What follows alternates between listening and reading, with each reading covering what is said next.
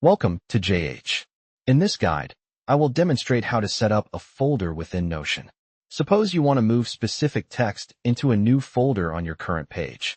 First, highlight the content and use Command X to cut it to your clipboard.